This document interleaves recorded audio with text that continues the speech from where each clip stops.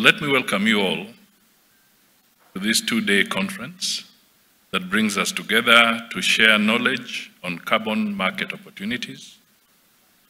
This forum serves as a platform for Kenya to showcase its remarkable strides in fostering an enabling environment for investment in carbon markets, promote prosperity for all Kenyans.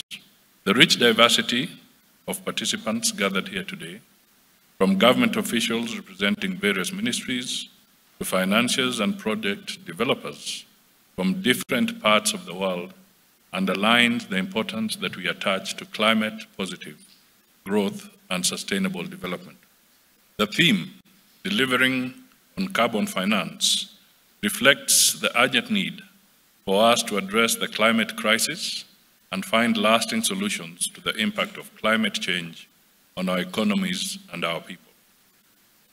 It also demonstrates our commitment on the momentum created by the first ever Africa Climate Summit that Kenya hosted in September 2023 under the leadership of President William Samoei Ruto, who is the chair of the Committee of the African Heads of State and Government on Climate Change.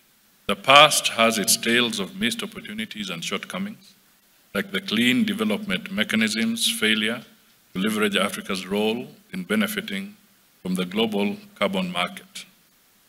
But wallowing on these moments won't do.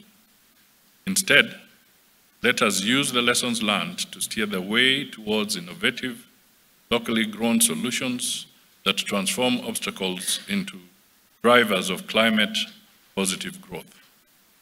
The voluntary carbon market peaked at $2 billion in 2022, a minuscule amount in comparison to compliance markets globally that totaled several hundreds of billions of dollars in the same year. Prices in compliance markets hit over $80 per ton, whereas credits from Africa, the voluntary carbon market, attract less than $10 a ton. Na kĩo gĩkundi kĩa atumia itũra